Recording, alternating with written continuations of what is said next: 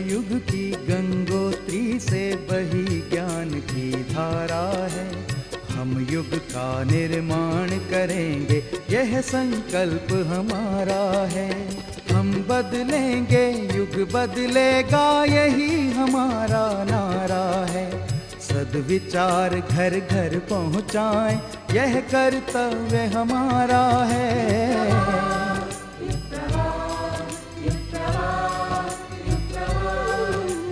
चलो बढ़ें, कुछ अच्छा कर लें, युग ने हमें पुकारा है। धरती स्वर्ग बनाएंगे, ये शुभ संकल्प हमारा है।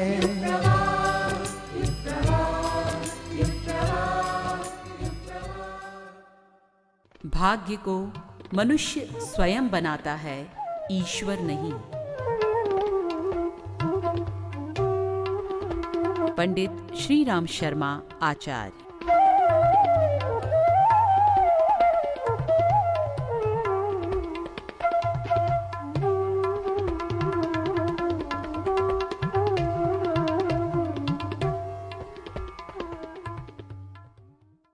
नमस्कार, युग प्रभा में आप सभी का स्वागत है। कहते हैं संतों के सानिध्य से कौवा भी हंस बन जाता है, तो मनुष्य का तो कहना ही क्या। इस युग के महान संत पूज्यवर पंडित श्री राम शर्मा आचार्य जी की वाणी से प्रेरणा पाकर लाखों लोग स्वयं को ऊंचा उठाकर समाज को आगे बढ़ा रहे हैं। आइए सुनते हैं उन्हीं के श्री मुख से अमृतवाणी।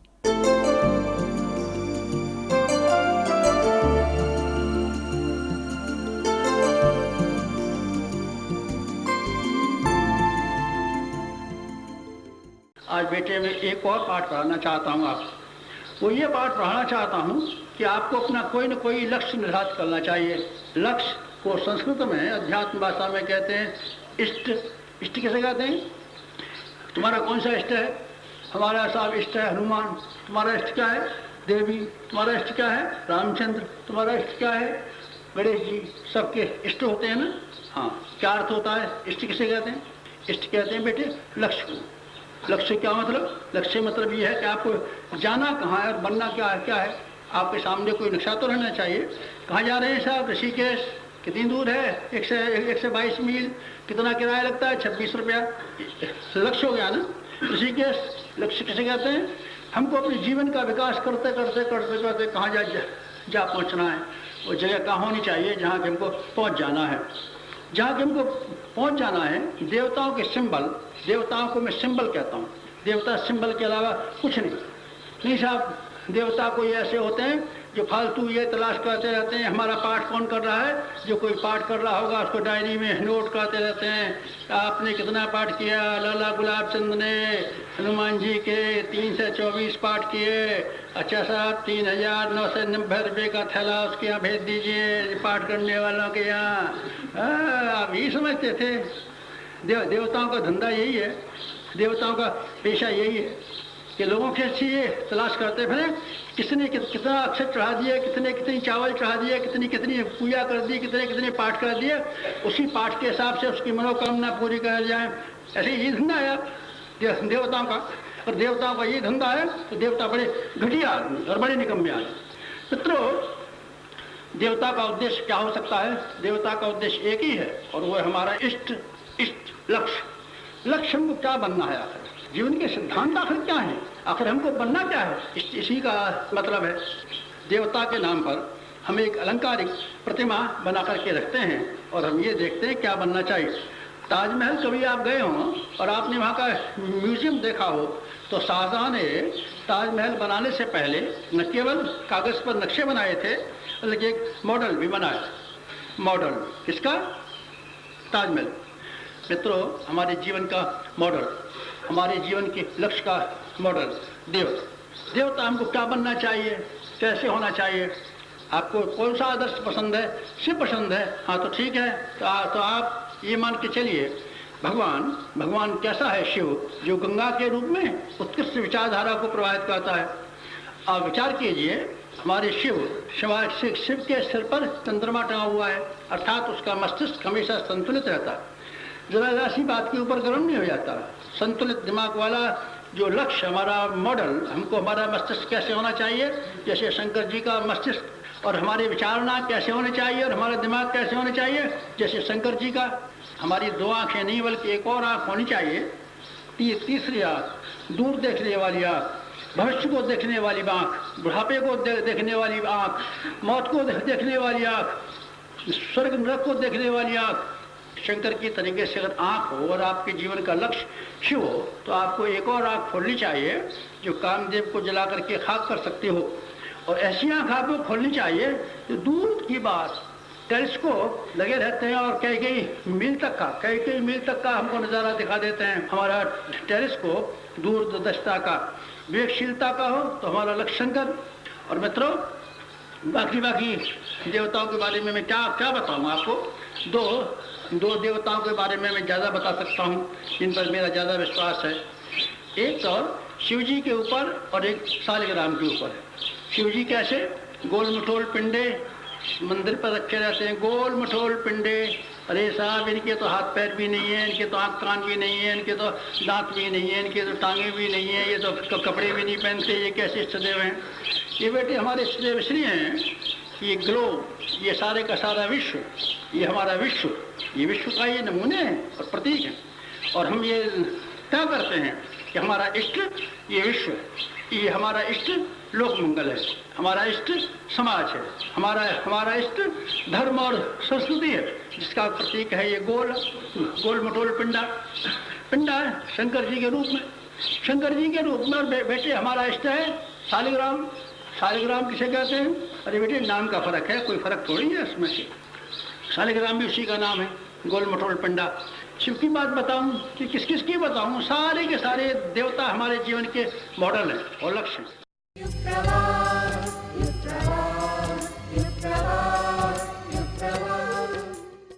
समाज व राष्ट्र में जागृति की लहर तभी उठती है जब जागरूक लोग सकारात्मक सोच को लेकर जीवन पथ पर अग्रसर होते हैं। ऐसे ही प्रगतिशील व्यक्तियों का समूह है गायत्री परिवार, जिनकी सकारात्मक कार्यों से जन जागरण की एक नई लहर चल पड़ी है। युग निर्माण की दिशा में पिछले दिनों क्या कुछ हुआ, आइए देखते हैं जागृति के अग्निकण में।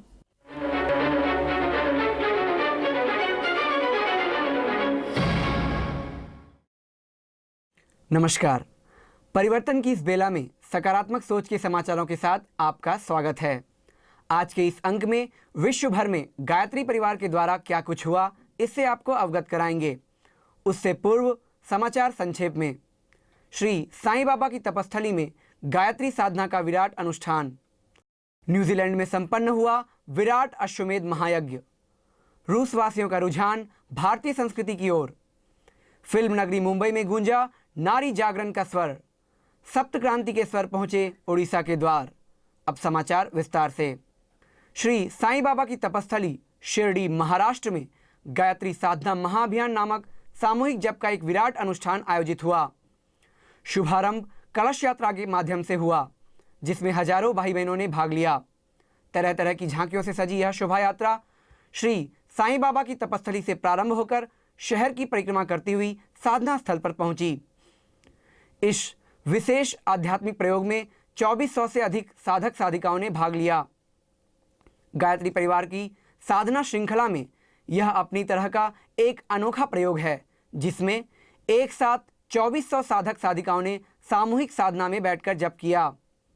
इसके साथ 324 कुंडीय गायत्री महायज्ञ भी चलता रहा, जिसमें हजारों भाई बहनों ने आहुतियां डाली। ओम भूर्भुवः स्वः तत्सवितुर्वरेण्यं भर्गो देवस्य धीमहि धियो यो नः प्रचोदयात् स्वाहा इदं गायत्र्यै इदं नमः। इस आयोजन में आर्ट ऑफ लिविंग के श्री रविशंकर जी एवं श्री जंगली बाबा महाराज आदि की विशेष उपस्थिति के अलावा महाराष्ट्र तथा पड़ोसी राज्यों से कई विशिष्ट महानुभाव पधारे थे। श्री रविशंकर जी ने इस आयोजन को मानव में देवत्व जगाने की दिशा में अत्यंत महत्वपूर्ण तथा अभिनंदनीय प्रयास बताया। आप जो काम यहाँ कर रहे हो, इससे विश्व में बहुत एक बड़ा प्रभाव आप पैदा कर रहे हैं।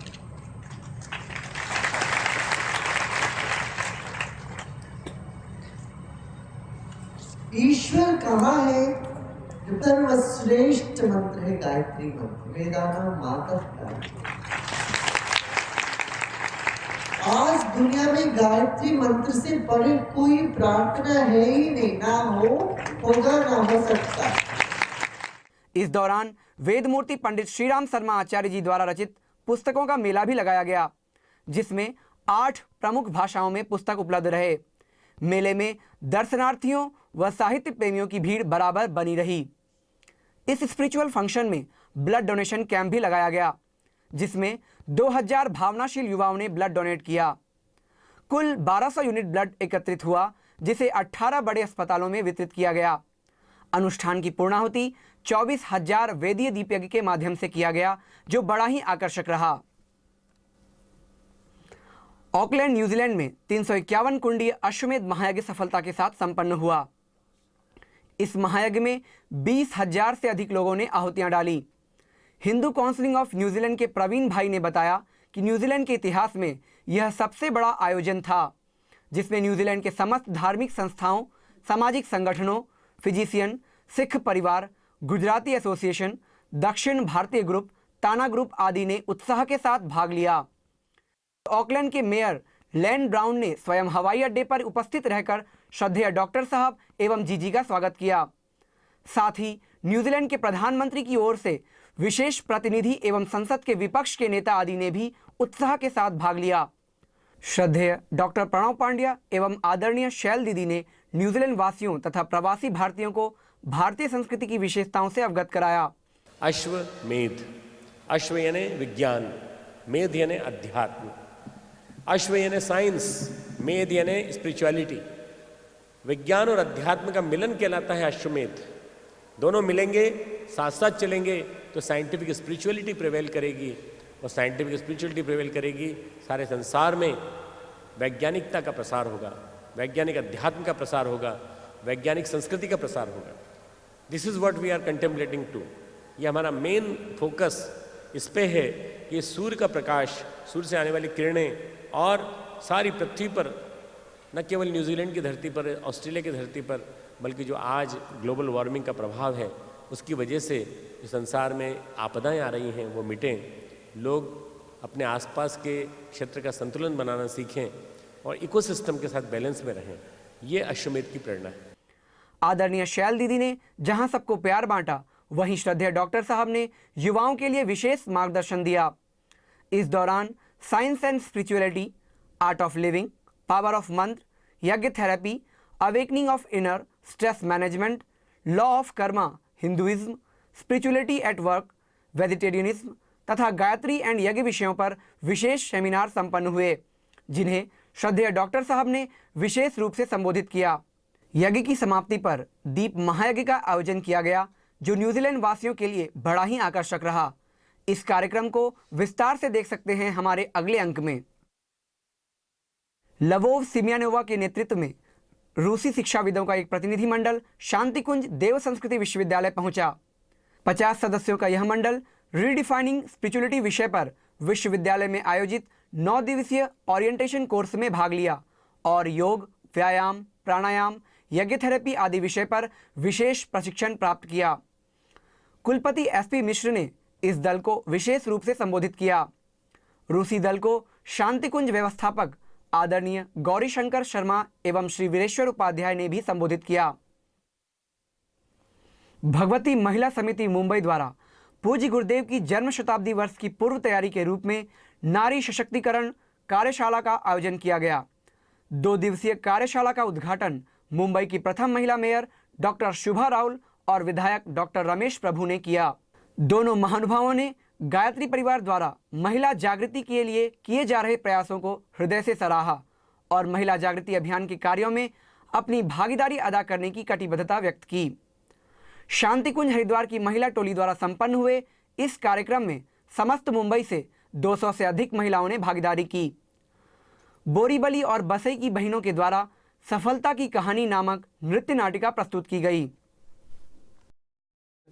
शांतिकुंज द्वारा चलाए जा रहे आदर्श ग्राम विकास अभियान के अंतर्गत उड़ीसा में 3 सप्ताह के अंदर 7 जिलों के 12 गांवों में आदर्श ग्राम विकास का प्रायोगिक प्रशिक्षण दिया गया। इस प्रशिक्षण में पंडित श्रीराम शर्मा आचार्य जी द्वारा निर्धारित ग्राम सफाई, शिक्षा, स्वावलंबन, कुरीति उन्मूलन, नारी जागरण आदि 7 आंदोलन सम्मिलित हैं, जिनकी शिक्षा गांव के जनसाधारण को दी जाती है। शांति कुंज प्रमुख श्रद्धेय डॉक्टर प्रणव पांड्या एवं आदरणीय शैल जी से आशीर्वाद और मार्गदर्शन लेकर श्री विष्णु मित्तल के नेतृत्व में 12 सदस्यों का यह दल उड़ीसा में सर्वप्रथम राउरकेला से शिविर का शुभारंभ किया। फिर क्रमशः भद्रक जिले के बिंतरा, केंद्रापड़ा जिले के राजकणिका, जाजपुर जिले के रामचंद्रपुर, मल्लिकापुर, बानपुर, कोठासही, पटुली एवं भूसंडपुर, केंद्रापड़ा जिले के शानगांव, जगत सिंहपुर जिले के शांडापुर एवं रेवाना नुआ गांव में सफाई तथा प्रशिक्षण कार्यक्रम आयोजित किए गए। इस दौरान निःशुल्क चिकित्सा परामर्श भी साथ साथ चलता रहा। इन कार्यक्रमों के पीछे शांति कुंज का उद्देश्य यह है कि भारत का गांव-गांव साफ सुथरा रहे, जन जन शिक्षित एवं स्वावलंबी बने। शिवरात्रि के पावन अवसर पर कुलाधिपति आदरणीय डॉक्टर प्रणव पांड्या एवं आदरणीय शैल दीदी द्वारा देव संस्कृति विश्वविद्यालय प्रांगण में बसे भगवान प्रज्ञेश्वर महादेव जी का वैदिक विधि विधान के साथ रुद्राभिषेक किया गया। पूजन में प्रज्ञा चैनल के मालिक श्री पी.के. तिवारी एवं श्रीमती मीना तिवारी तथा उत्तराखंड पुलिस शिकायत प्राधिकरण के अध्यक्ष एवं पूर्व न्यायाधीश श्री शंभुनाथ श्रीवास्तव भी सपत्नीक यजमान थे। इस अवसर पर शांति कुंज, ब्रह्मवर्चस तथा गायत्री कुंज के कार्यकर्ताओं, विश्वविद्यालय के छात्र छात्राओं सहित आचार्यगण एवं विभिन्न शिविरों में प्रशिक्षण हेतु आए शिवरार्थियों, दर्शनार्थियों सहित हजारों परिजन उपस्थित थे। इसी के साथ गायत्री परिवार की गतिविधियों के समाचार समाप्त हुए। नमस्कार।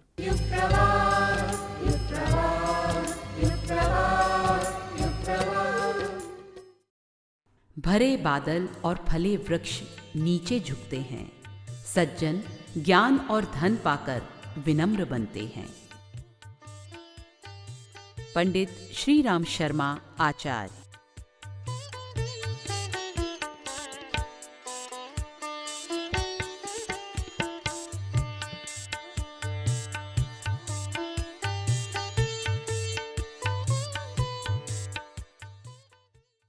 लोग कहते हैं स्वर्ग में है कल्पतरु, पर हमारे लिए तो धरती पर ही सद्गुरु के रूप में है, जिनकी शीतल छाया में बैठकर हर कोई हंसती खिलखिलाती जिंदगी जी सकता है। उस जिंदगी की अनुभूति कैसी होती है, आइए सुनते हैं एक साधक की जुबानी। अखंड मंडलाकारं व्याप्तं येन चराचरं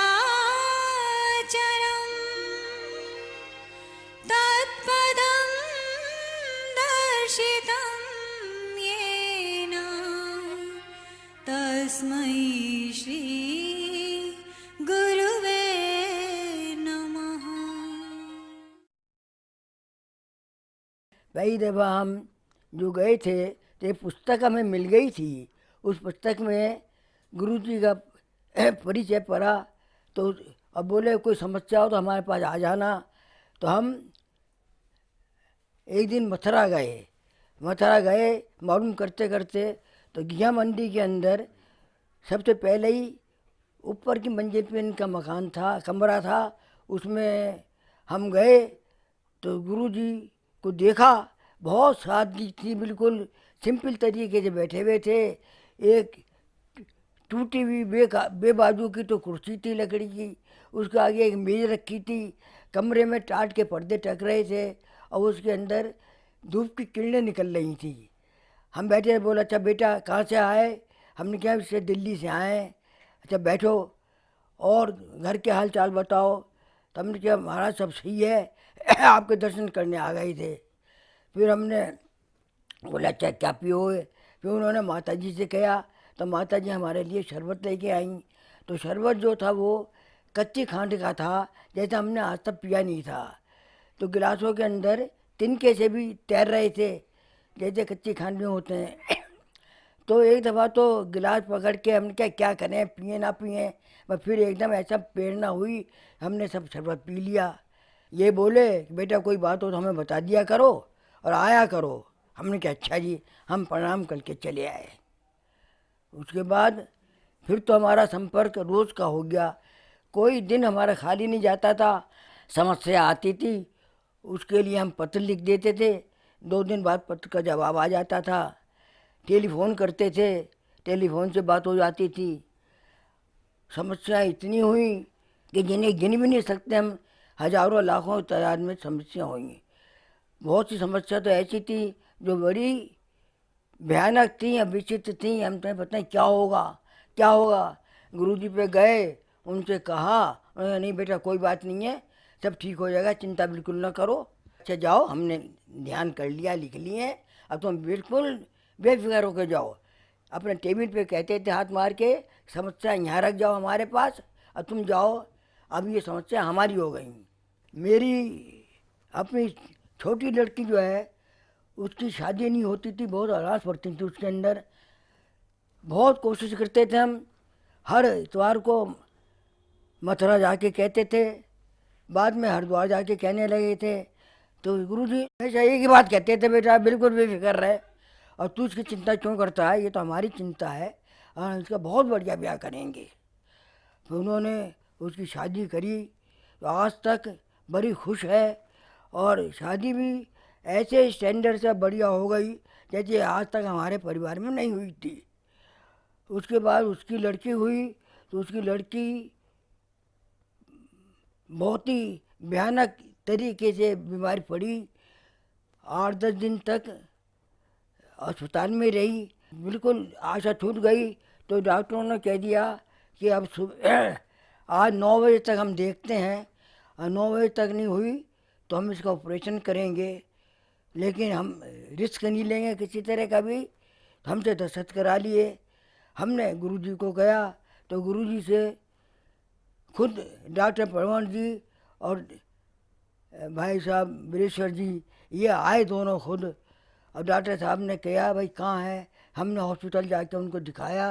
वो खड़े रहे, और खड़े खड़े 10 मिनट तक बड़े गौर से देखते रहे। उसके बाद आए, बोले भाई साहब बिल्कुल चिंता ना करो, अब बिल्कुल ठीक हो जाएगी। 9 बजे डॉक्टरनी आई जिसका इलाज था, उसने कहा ये तो सही है और हम इसका ऑपरेशन नहीं करेंगे।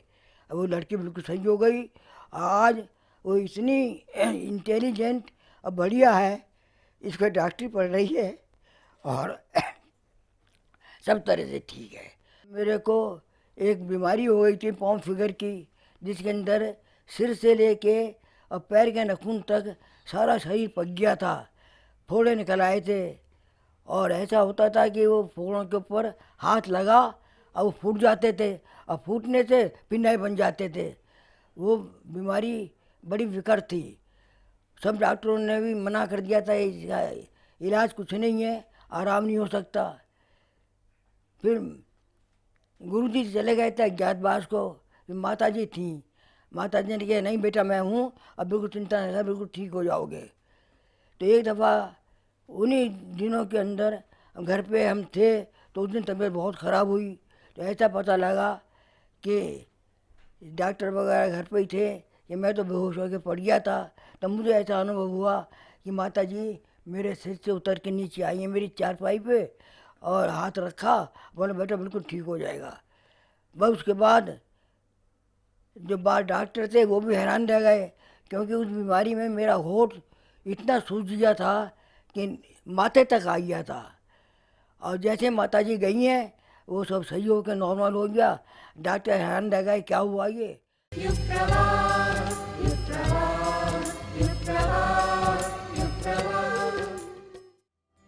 भाग्य पर नहीं, चरित्र पर निर्भर रहो।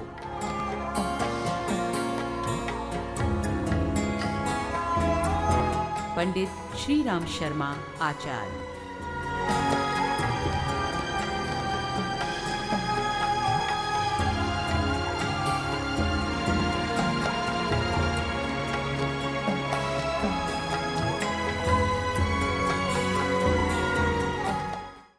आज दुर्बुद्धि और दुराचरण ने व्यक्ति और समाज को चारों ओर से घेर लिया है।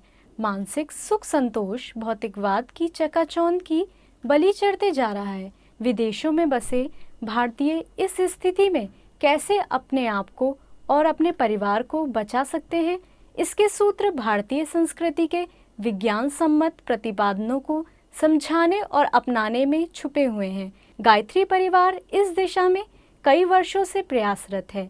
इसके समाधानों को लेकर प्रस्तुत है आज की ये जिज्ञासा।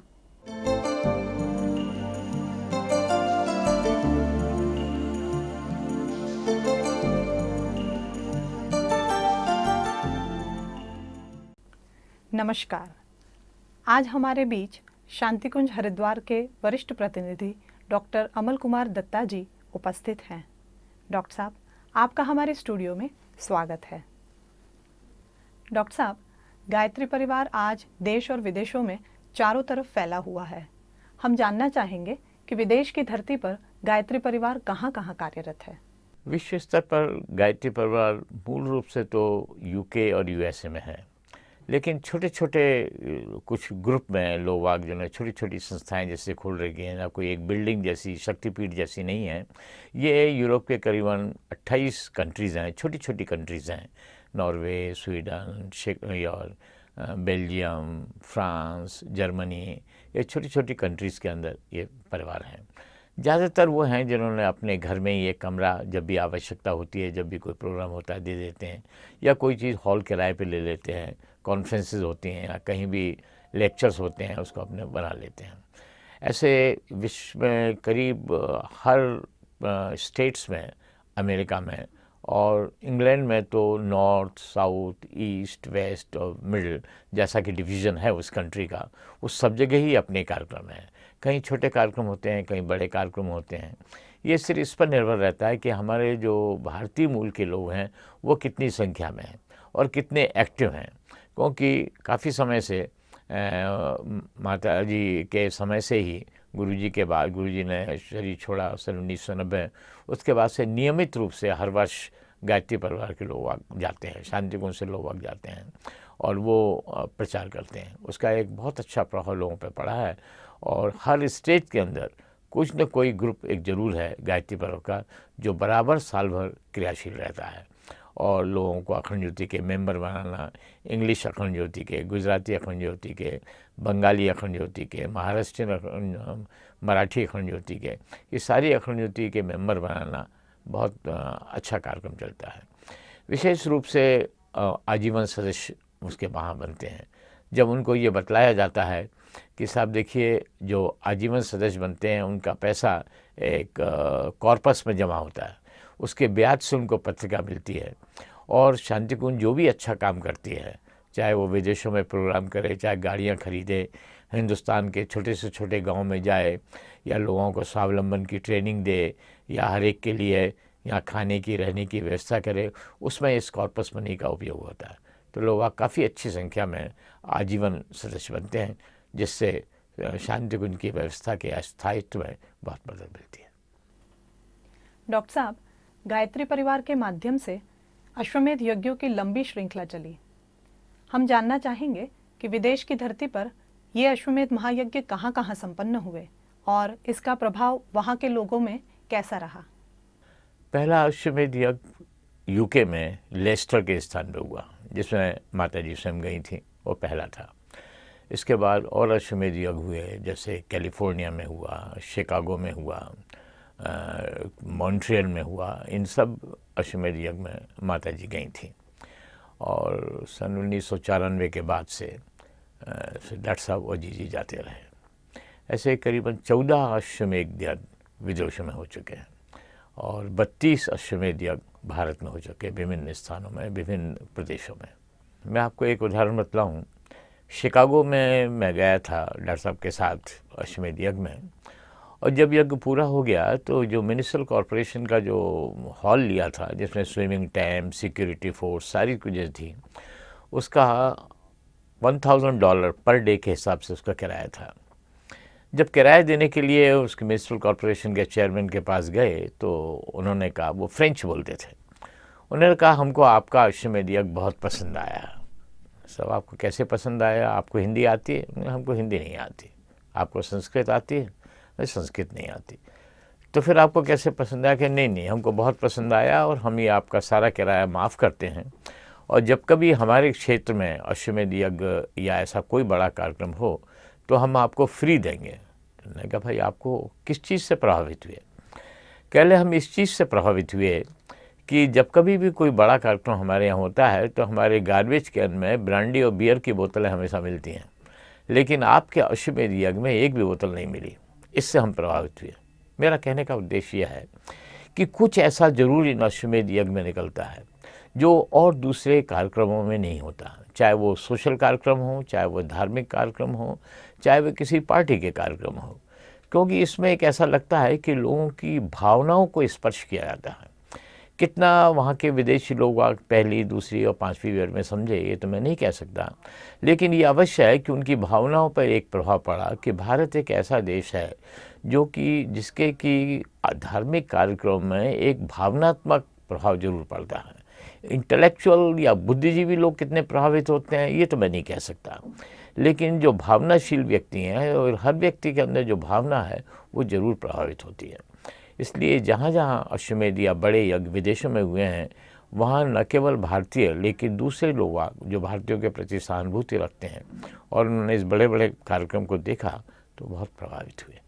डॉक्टर साहब, अश्वमेध जैसे बड़े आयोजनों को संपन्न करने के लिए वहाँ के लोगों का किस प्रकार योगदान होता है? यज्ञ एक ऐसी चीज़ है जिसमें सब लोगों का, कम से कम हर भारतीय का एक विश्वास रहता है, चाहे वो किसी भी मत का हो, भगवान को मानता हो, नहीं मानता हो, आस्तिक हो, आर्य समाजी हो, सनातन धर्मी हो, किसी भी देवी की पूजा करता हो, किसी भी बजरंगबली की पूजा करता हो। लेकिन यज्ञ शब्द एक ऐसा है जो हर धार्मिक क्रम में आता है भारतीय संस्कृति में।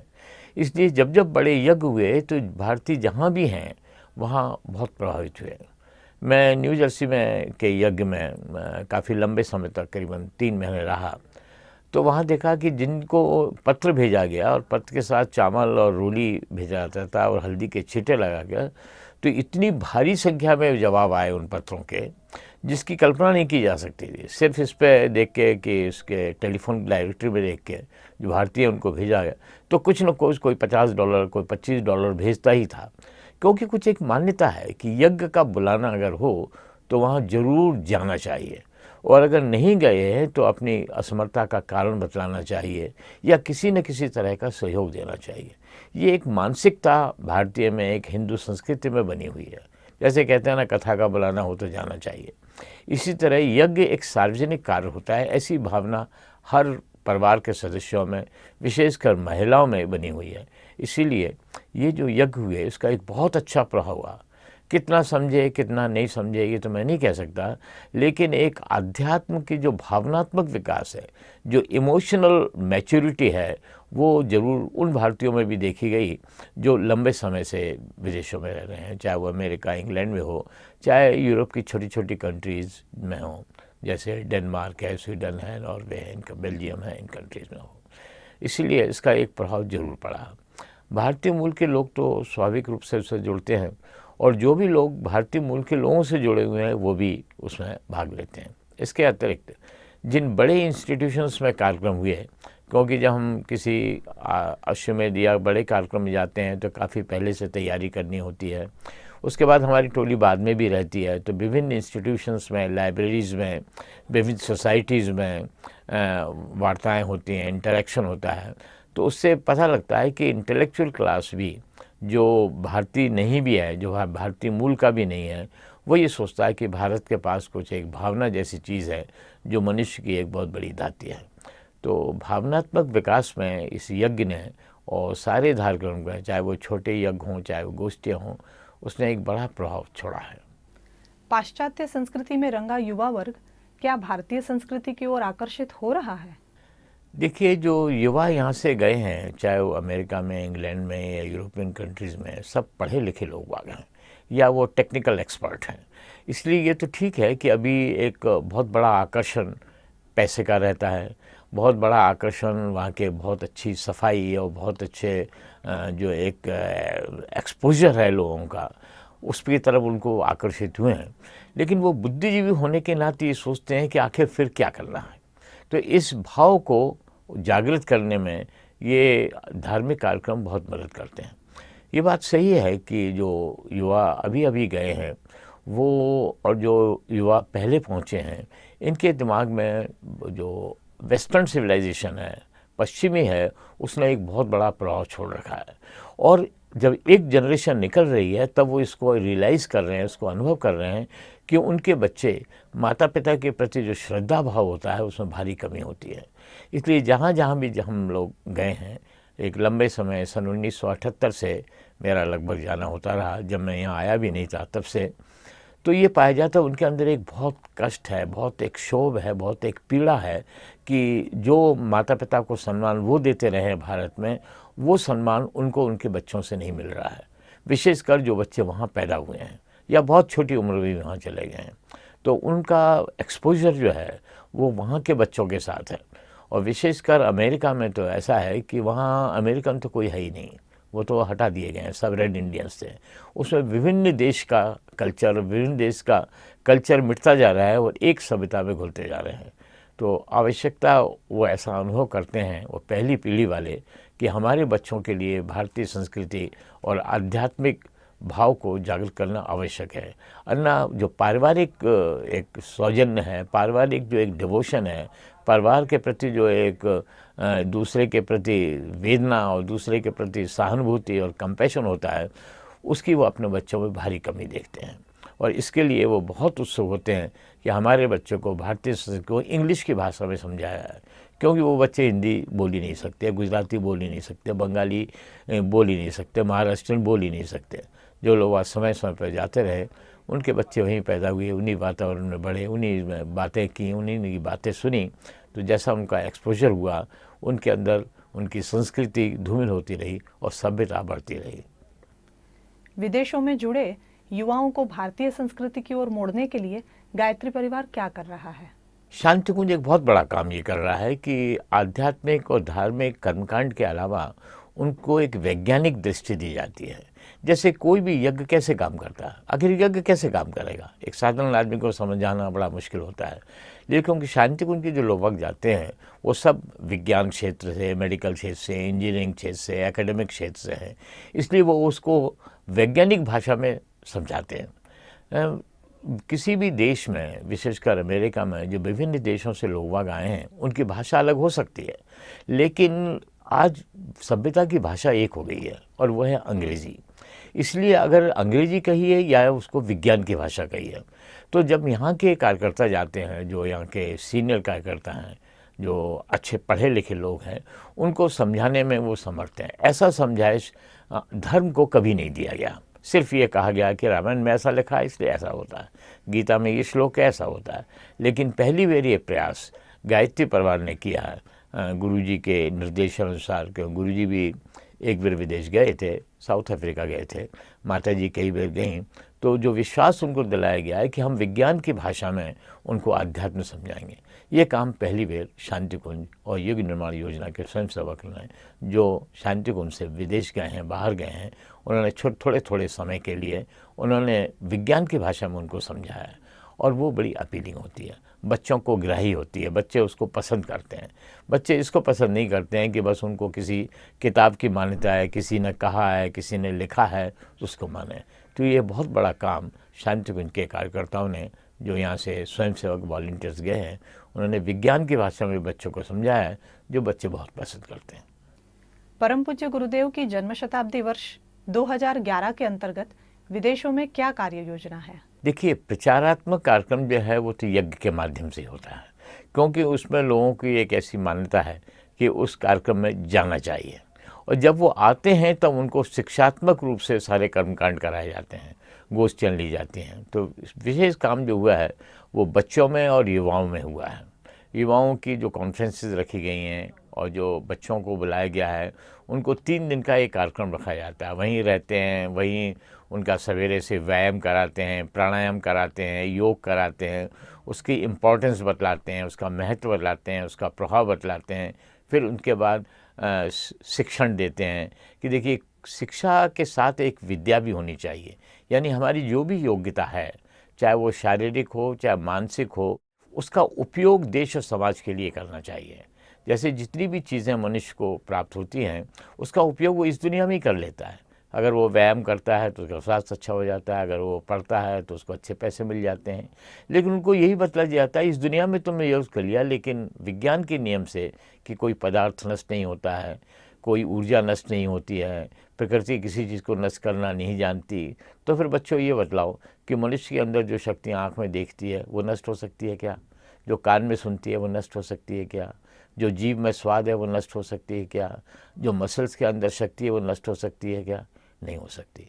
वो रहती है कहीं ना कहीं, चाहे वो हवा के अंदर ऑक्सीजन, नाइट्रोजन, क्रिप्टॉन, नियॉन के रूप में न देखी जाए, लेकिन वो है ज़रूर। वो इसलिए ज़रूर नहीं है कि हम कह रहे हैं, लेकिन इसलिए ज़रूर है कि माँ के पेट में एक बूंद खून में वो आ जाती है कहीं से, और जो चीज़ आ जाती है वो कहीं होगी ज़रूर। तो ये एक ऐसे बिंदु है जिसको कि हम हमेशा कर्मकांड में समझाते हैं, जो बच्चों को और युवाओं को प्रभावित करती है, कि हमने ऐसा तो कभी सोचा भी नहीं कि हमको कुछ वो भी करना चाहिए जो हमारी आगे वाली पीढ़ी के लिए उपयोगी हो। नहीं, जो विदेश की सभ्यता और भारत की संस्कृति जो मूलभूत अंतर है कि वहाँ कंसेप्ट ऑफ सोल नहीं है। वहाँ ये नहीं सोचते कि कोई एक ऐसी चीज़ भी है जो हमसे और आपसे जुड़ी हुई है। चाहे हम और आप दुश्मन हो सकते हैं, फिर भी एक स्तर पर हम दोनों जुड़े हुए हैं। हम उनसे पूछते हैं कि हाउस और होम में क्या फ़र्क है? हाउस और होम में वो भी घर है, वो भी घर है। फिर उनको बतलाते हैं तो होम वहाँ होता है जहाँ एक प्यार रहता है, फील होमली। आप घर जैसा अनुभव करिए, अपनापन अनुभव करिए, ऐसा लगो जैसे आप घर पे ही बैठे हुए हो। तो होम वो होता है जहाँ एक दूसरे के लिए कुछ त्याग करने के लिए तैयार है। हाउस वो होता है जो घर है, छोटा भी हो सकता है, बड़ा भी हो सकता है, उसमें प्यार की होना कोई आवश्यक नहीं है। तो हमको अपने घर को हाउस को होम बनाना चाहिए। तो ये बात समझ में आती है। अब आपसे पूछा है आपका होम कहाँ है? आप पैदा हुए अमेरिका में, पढ़ाई की आपने अमेरिका में, सांस लिया आपने अमेरिका में, पानी पिया आपने अमेरिका में, लेकिन जब हम पूछेंगे तो आप कहेंगे साहब हमारा होम तो गुजरात में है, हमारा होम तो बंगाल में है, हमारा होम तो महाराष्ट्र में। क्यों? क्योंकि वो आपका घर है। वहाँ आपके माता पिता जन्मे थे, वहाँ आपके माता पिता ने जन्म लिया था, तो उनके पिताजी जन्मे थे, वहाँ आपके रिश्तेदार हैं, वहाँ आपका कर्तव्य है, वहाँ आपका देश के प्रति आपके कुछ भाव हैं, बस उसको होम कहते हैं। उनको इस विज्ञान की भाषा बहुत अच्छी समझ में आती है और उनके माता पिता को बहुत अच्छा लगता है कि इससे अच्छा जिस प्रकार के शांति कुंज ने युग निर्माण योजना के अंतर्गत काम किया है कि उनको समझाया है कि हमारे बच्चों को कोई भी धार्मिक व्यक्ति, कोई भी कर्मकांड इस तरह से नहीं बतला पाता है, क्योंकि कोई वैज्ञानिक लोग वहाँ जाते नहीं, एकेडमिशियंस वहाँ जाते नहीं, डॉक्टर्स जो इंजीनियर्स हैं, टेक्निकल एक्सपर्टीज़ हैं, वो वहाँ जाते नहीं। शांति कुंज में सब डिवोटीज़ हैं, मूल रूप से सब स्वयंसेवक हैं, लेकिन वो अपने बैकग्राउंड की वजह से इसको अच्छी तरह बच्चों में और युवकों में प्रस्तुत कर सकते हैं और उनको जागृत कर सकते हैं कि उन्हें देश समाज के प्रति उनका कर्तव्य उतना ही है जितना उनका कर्तव्य अपने बच्चों के प्रति, अपने पत्नी, अपने पति या अपने बेटे बेटी, भाई बहन के प्रति है। डॉक्टर साहब, विदेशों की व्यस्ततम जीवन शैली में इन आयोजनों के लिए वहाँ के लोग समय का नियोजन कैसे करते हैं? ये आपने बहुत अच्छा प्रश्न किया और हाँ, इसकी बारीकी में जाते हैं तो सचमुच ये है कि वहाँ के कार्यकर्ता बहुत कम काम करते हैं, लेकिन उनकी सारी की सारी महिलाएं काम करती हैं और जब महिलाएं काम करती हैं तो वो पति अपने आप जुड़ जाते हैं। इसलिए आलम में तो ये महिलाओं का ही बड़ा सहयोग रहा, जिसकी वजह से विदेशों में हम बिल्कुल नए स्थानों पे जाने के बाद हम लोगों को सफलता मिली। लंबी लंबी यात्राएं, मुझे ऐसा मौका मिला जो सिर्फ गाड़ी चलाने का काम महिलाओं ने किया और कोई पुरुष हमारे साथ नहीं था, सिर्फ हमारे कार्यकर्ता ही साथ में रहते हैं।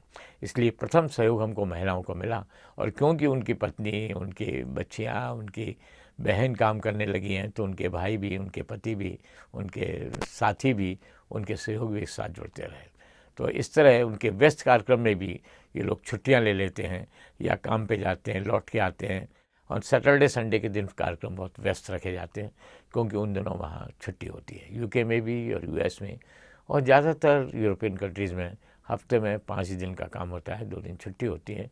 उसका वो कम से कम जब यहाँ की टोली जाती है पूरा का पूरा उपयोग वो सैटरडे संडे का हम लोग के साथ करते हैं। डॉक्टर साहब, विदेशों में चल रही गायत्री परिवार की गतिविधियों के बारे में आपने हमको जानकारी दी, इसके लिए आपका बहुत बहुत धन्यवाद।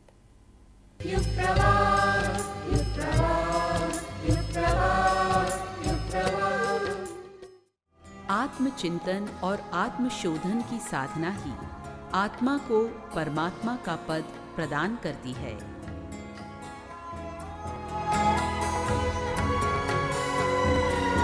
पंडित श्री राम शर्मा आचार्य।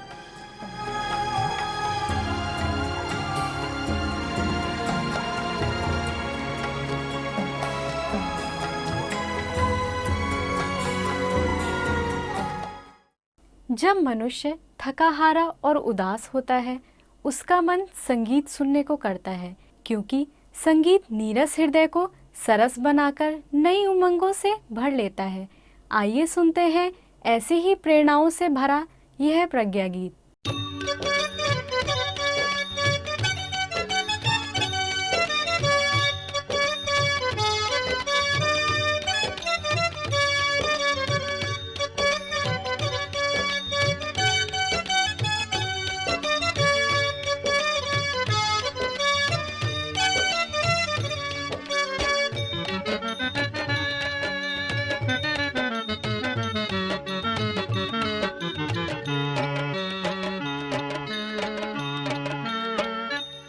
इंसान से नफरत करते हो, इंसान से नफरत करते हो, भगवान को तुम क्या पाओगे, भगवान को तुम क्या पाओगे।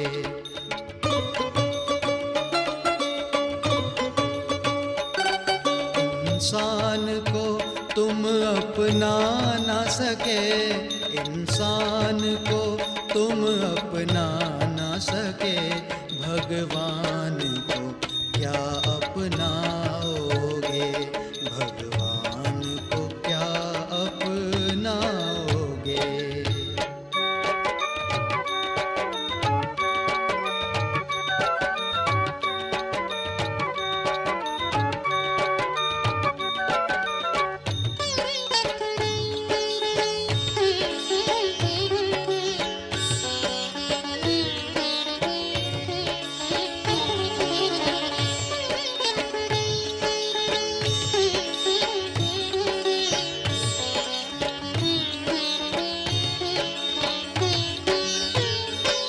इंसान प्रभु का बंदा है, नफरत ही नरक का फंदा है। इंसान प्रभु का बंदा है, नफरत ही नरक का फंदा है। इंसान को धोखा दे करके, इंसान को धोखा दे करके, भगवान को तुम क्या पाओगे, भगवान को तुम क्या पाओगे। इंसान से नफरत करते हो, इंसान से नफरत करते हो, भगवान को तुम क्या पाओगे, भगवान को तुम क्या पाओगे।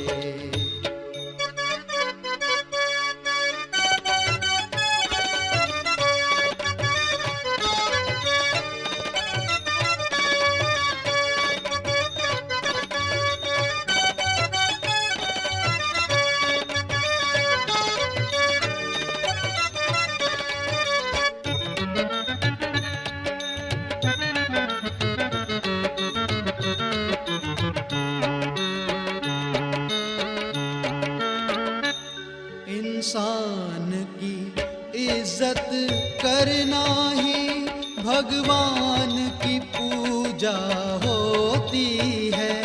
इंसान की इज्जत करना ही भगवान की पूजा होती है। इंसान को अपमानित करके, इंसान को अपमानित करके, प्रभु को न मान दे पाओगे, प्रभु को न मान दे पाओगे। इंसान से नफरत करते हो, इंसान से नफरत करते हो, भगवान को तुम क्या पाओगे, भगवान को तुम क्या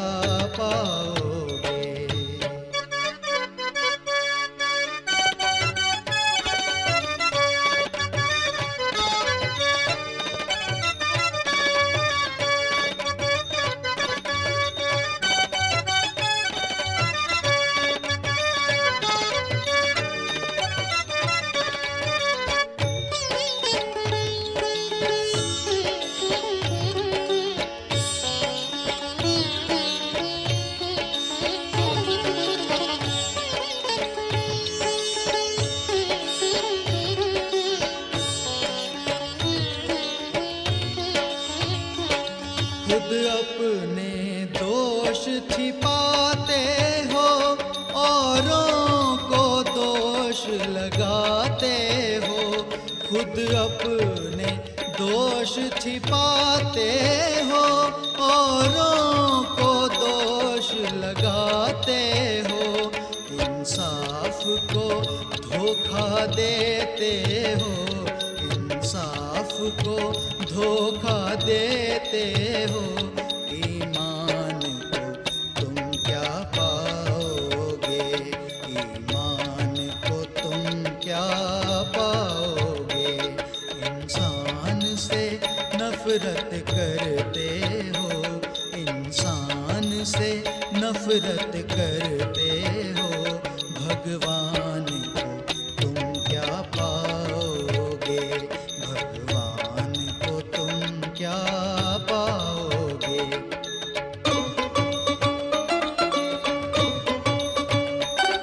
इंसान को तुम अपना ना सके, इंसान को